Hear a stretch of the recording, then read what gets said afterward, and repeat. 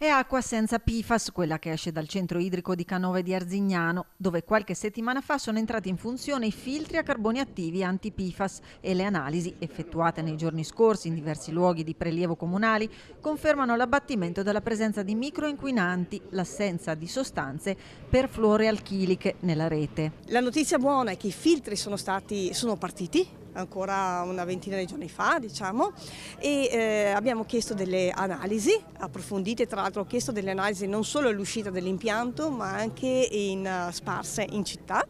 Dai dati che abbiamo le analisi sono positive, quindi sono stati abbattuti i FAS. Risultati delle analisi eseguite che confermano l'efficacia dei filtri a carbone attivo installati presso il centro idrico Canove, spiega il Primo Cittadino, un progetto del valore di quasi 10 milioni di euro che oggi fornisce acqua pulita al 78% dell'acquedotto di Arzignano. Il 20% del territorio che non è ancora coperto, diciamo, verranno installati ulteriori filtri a carboni attivi e quindi entro l'anno sistemeremo tutta la nostra città.